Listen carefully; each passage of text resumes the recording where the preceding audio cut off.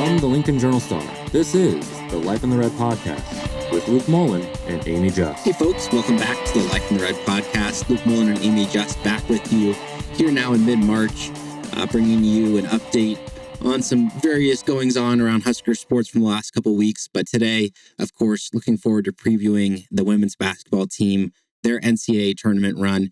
That's kind of the highlight of March, you'd have to say. Looking at that NCAA tournament, a lot of excitement around that always. Oh, yeah, they're super excited, and it's an incredible accomplishment. I know we'll talk more about this, but after losing two very, very key pieces of their rotation and still being able to make the NCAA tournament is a huge victory in and of itself. Yeah, definitely credit to all those players. You were there at the watch party as they got the confirmation of their NCAA tournament bid. So definitely fun to see, and we'll be excited to preview that here coming up. But starting off with your updates this week around Husker sports, two national champions in track and field at the NCAA indoors, Tyus Wilson in the men's high jumps and Axelina Johansson in the women's shot put.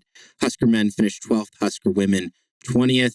And it's always funny for me to think about how quick the outdoor season starts after the indoor. You expect those two, obviously, to continue that success. So congrats to them. Quick update on the baseball team.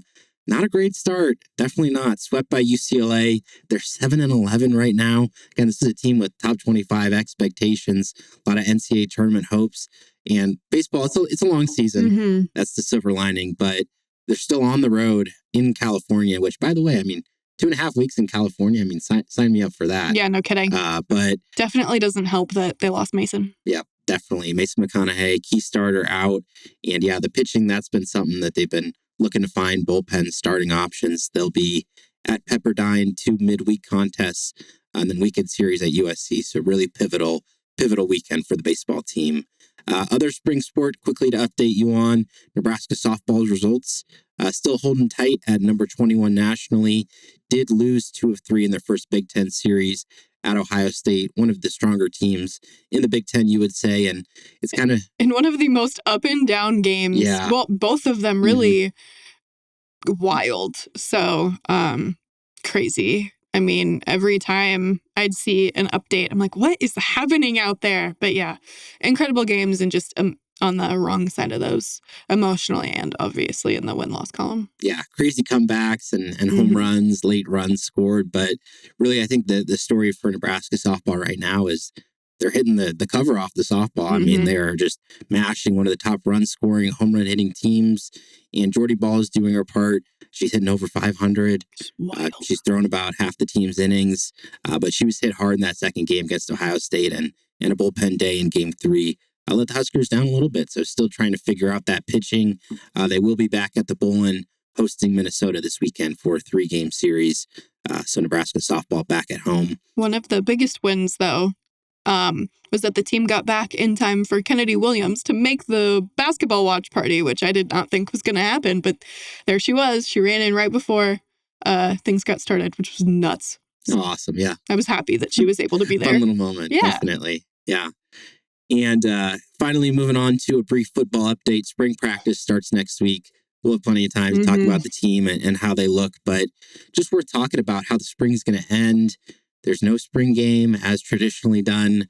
Nebraska Athletics, they did announce a couple weeks ago what things are going to look like at the Husker games that will be held on April 26th. From a football standpoint, really the only football action you're going to see is 7-on-7. Expect them to do some skill games. Not sure how it's going to shake out, but I think the Pro Bowl, some of those contests that they do, skill contests, there'll be some Husker football legends that are going to take part. There'll be a women's flag football game. Then there's some other things going on that day, equipment sale.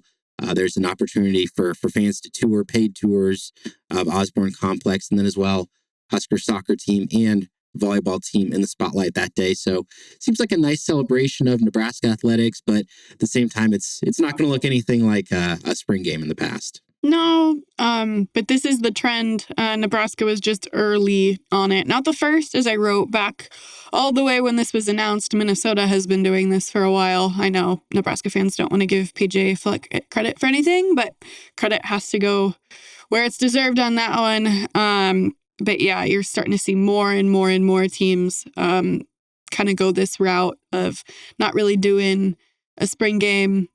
Some teams still are. Colorado might be hosting Syracuse. That could be interesting. And then Oregon is still having its traditional spring game as well. Yeah. And I think it's one of those things where, like, if we didn't have the tradition of a spring game, nobody would be clamoring saying, oh, we need, football needs to be played in April. But it's obviously an institution, college football, college athletics, they're rooted in tradition. And yeah, it's a new era, but I think a lot of people aren't willing to give up, those good old times. And so I think at the very least, I think Nebraska did do a good job, at least from what they've released so far. I think it looks like it should be a good event. So again, that will be April 26th. As long as the weather cooperates. Yeah, I know. You never really know. That's part of the reason why Minnesota stopped doing it, is because it got snowed out so many times. But again, change within college athletics happens. It is inevitable, right? The spring game, as we know it, was not always the case. Back in the day, it used to be a scrimmage between alumni and active players. Like, we've seen things change. And one of the last one, I think the alumni won or almost won, which is why I think they forced a change. But change happens. So this is not the first time there's been a change to the spring game, and probably won't be the last. Yep. Good point. And as well, the other action later that day, again, Husker soccer, they will play Wyoming, and Nebraska volleyball will host Kansas for a spring match. Super Bowl. Yep. It'll be fun. Retiring coaches at both, new coaches at both. So Ray Bouchard at Kansas, he'd been there for a very, very long time. And former Oregon coach Matt Ulmer taking the reins there. And then obviously DBK here with Nebraska. So it'll be fun. An interesting exhibition with two teams that still kind of look relatively similar to what they did last year, but with two new coaches. So I'm really interested to see how it goes. Mm-hmm. And fear not, fans, in addition to that spring scrimmage, also Husker volleyball still going on the road for its annual spring scrimmage across the state. That will be May 3rd in Ord. They'll play South Dakota State. Yeah, should be fun. I will not be there. One of my best friends is getting married, so I will not be. Not allowed. Yeah, you tell Ben that I won't be at his wedding. I'm sure that won't.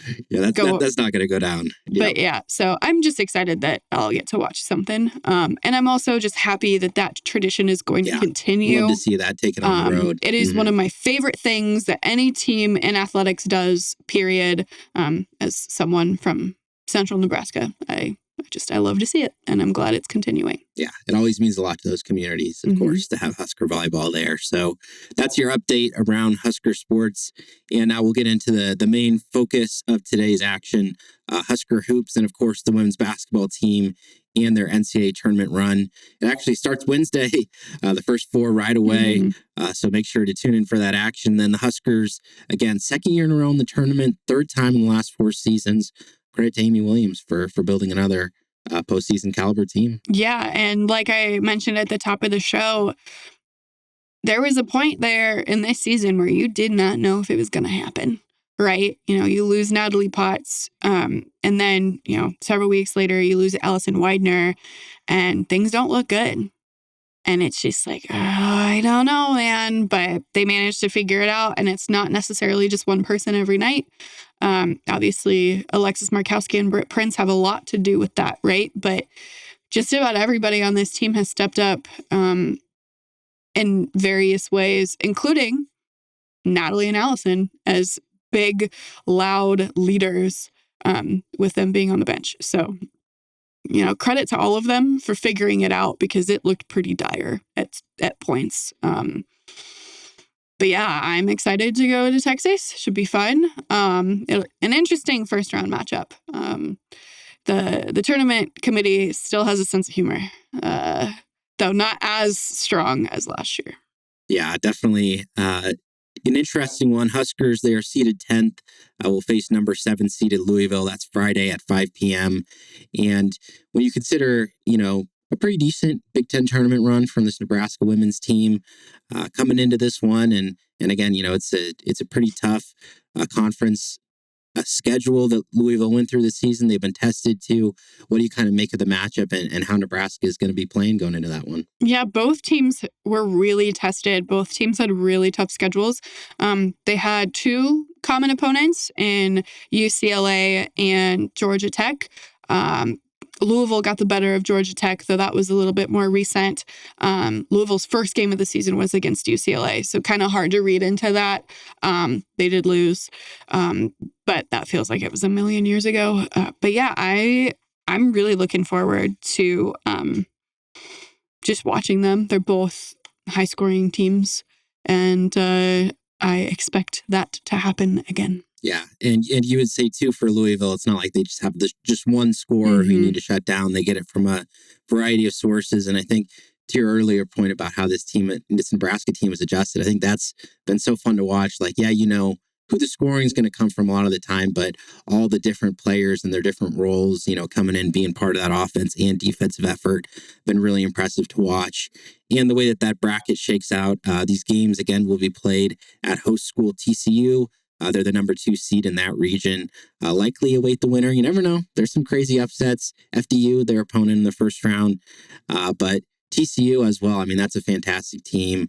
Some great guard play as well. So that'll be a great matchup for whoever wins that one. Yeah, and great post play too. So would be interesting. I know that a lot of people want to see TCU and Louisville play one another because of Haley Van Lith. But you never know. So, but yeah, I'm looking forward to that entire weekend because I think there's going to be a lot of really good basketball. Yeah. And if you just think about, you know, the preseason, and I know Alexis Markowski's talked about it too, they wanted to make it to the Sweet 16. That opportunity is out there for them. Obviously, the opening round matchup is difficult too. Nobody's overlooking that. But just in terms of this NCAA tournament run, can you maybe identify what's the reason for optimism and maybe what's the one thing that you think could run afoul of these Huskers of getting there? Yeah, the three big things. Number one is, you know, controlling the glass. I think that'll be a little bit easier to do against Louisville than it would be potentially against TCU. But control the glass. And then Nebraska's a team that lives or dies by the three. If they're struggling outside the arc, it could be a long evening. And then cannot make silly, stupid turnovers. You know, unforced errors at times have been a problem. Not all the time, but at times. And they need to rein that in a little bit. Yeah, well, so much excitement. And I think Alexis Markowski, you know, one of the great Husker players of the last decade, certainly. Seeing her NCAA tournament run, that's going to be fun to watch as she leads that team again out there in the postseason. Again, that is Friday at 5 p.m. Lots of coverage to come. Looking forward to everything there from hopefully the Journal Star crew. There are 3 of us going. It's really exciting. Hopefully the impending blizzard of Wednesday allows us to get out. We've already moved our flight to a different time, so hopefully we can get out before that starts to make things messy. Yep, fingers crossed. Definitely travel plans always certainly up in the air at this time of year. So that is the women's basketball team's outlook. And then briefly, as we close out this episode, let's talk about the men's team as well. And really, there's no way to sugarcoat this. They completely blew it at the end of the year. Meltdown. Yep. Lost 5 in a row. In a year where the bubble was so weak. The bubble was incredibly weak. And then, you know, we can get into West Virginia being robbed of making the NCAA tournament over a not very good North Carolina team in a year where the ACC was abysmal, by the way. Okay, we're not going into that. But yeah, no, Nebraska, you win 1, 2, obviously 3 of those last games, and you're probably in. Right. You go on a little bit of a run in the Big Ten tournament, but they don't even make the Big Ten tournament. It was incredibly disappointing. It was a complete disappointment, an utter meltdown. And this team was better than that. But for whatever reason, well, there were a lot of reasons, and we can get into that after the crown. But yeah, Yeah, we'll need to dissect this season at some point, but I mean, just the way that it ended. I mean, PBA had been a fortress for this team, and then lose to Michigan, lose to Minnesota, lose to Iowa. I mean, these were games that they certainly could have won. You have the Bryce Williams legacy game on the road at Ohio State, one of the most ridiculous college basketball games of the season. I mean, it kind of it's one of those things where Nebraska fans go, well, they found a way to lose, and that's what happened there, 5 in a row. Yeah. I blame, I'm putting my tinfoil hat on right now. I blame Trev Alberts for changing the court. Oh, the court. Yep, that's right. He unleashed a can of worms there with that one. But I mean, yeah. Don't mess with something. It ain't broken. It did not need fixing. So leave it alone.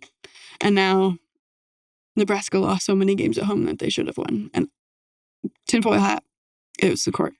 It's not, obviously, but you don't know for sure. Yep, absolutely.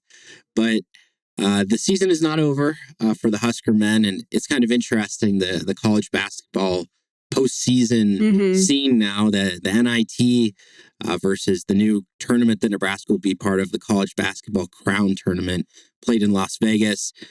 Really, you'd say the sport is being dominated by its television partners, which NIT, ESPN, Fox will broadcast the Crown, and that's why Nebraska's headed there. Yeah, and the Crown, and I don't know how much longer they're going to be able to get away with this, has like automatic like berths, and I believe Nebraska was one of them. And so like even if Nebraska didn't want to necessarily participate, and there were some teams that opted out, Northwestern, Indiana, for example, publicly opted out of not participating in any postseason since they missed out on the NCAA tournament. But yeah, I don't know.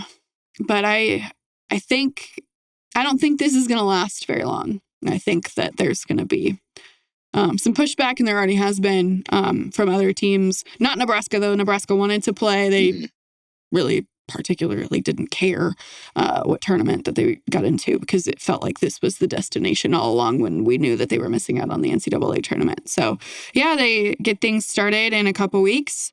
That's not right away. So the NCAA tournament can breathe, and then the Crown kind of gets started. But this team wanted to play more games together, and they're going to. Yeah, it's just interesting because the NIT has always kind of been that, second, yes, it's behind the NCAA tournament. You want to be in the tournament, but, you end at Madison Square Garden. It had that pedigree, and there's been various, competitors that have popped up over the years. So we're seeing the Crown this year, and the format for that, it's a 16-team single elimination field, and it's mostly from the power conferences. There are a few other schools. I believe Boise State's in there, but it starts against Arizona State. Nebraska will play them March 31st. So they have that opportunity to keep their season going. And as we cap off this episode, there's obviously a lot of disappointment, as you said, amongst the fans. A lot of talk about Fred Hoiberg. I think most people agree that given his contract, he'll be back next year. Don't worry about that. He's not going anywhere. Yep. I don't stand on my soapbox very often, but all the people in my emails saying that you need to fire Fred are sorely misinformed. Number one, his buyout is huge. Number two, regardless of sport, you're not going to see a lot of early firings anymore, is my theory, because of all of the money that is in the future going to need to be allocated for revenue sharing. Like, you're not going to see that. So you're going to start to see more and more teams have to be patient or make different contract decisions when making those hires in the first place. But all of these coaches that have been, kind of grandfathered into the old way of doing things, they're not getting ousted. You cannot afford to do it. And if, for example, maybe year 3 of Matt Rule does not go the way year 3 of Matt Rule has gone in other places, people are going to be mad and want him fired. It's not going to happen. It's just not going to happen. You can't afford it moving forward with the changes of college athletics. So I know the fan base is frustrated. This was a very disappointing season for Nebraska men's basketball, but no, you got to look elsewhere. Upping NIL would be good. We cannot keep lowballing people and expecting them to want to come here when other schools are offering them double, triple what they'd be getting here. They need more investment in that. And then, maybe, change some things up in other ways. I'm not going to get into that before I spark a firestorm, but yeah. There's work to do. Fred Hoiberg is not going anywhere. And he also wants to be here, right? Like, we need to think about this, like, realistically. Like, Nebraska is a powerful brand in the space of college athletics. What it is not is a powerful brand within men's basketball. Still one of the only the power schools have changed, but it is the only school among the power schools to not have an NCAA tournament win. It's the only one. And for now, that's not changing. So maybe Omaha will get one before Nebraska. That would be quite the day on social media, I think. They'll be banging the trash can this week. And God love them. I hope they win. But yeah, it's not happening. And if you can't win with somebody who really wants to be here at a program that does not have the best reputation nationally, who will you be getting? So let's think logically about some of these things, even though the emotions of the situation definitely hurt, and I absolutely understand it. But Fred's not going anywhere. End of rant. Mm-hmm. Well, you can definitely say that they took a step back this year, but if they were to fire Hoiberg, talk about something that would completely set the program back even further. And I think part of the question then as well, what does he need to do differently next year? And of course, that's a big conversation, but, does he need to approach the transfer portal slightly differently? And also something else, let's not forget Rienk Mast. Don't forget about him. I have never in my life forgotten about Rienk Mast. I fully believe if he was available for that Michigan game, they would have won. Fully believe it. Because he's not getting bullied in the paint. Not happening. So, I think technically he could leave if he wanted to transfer somewhere. You never know what the future holds, right? But and again, I've been wrong before. I don't think he's going anywhere. He seems to really enjoy being here. He has a girlfriend who lives here. He enjoys the community.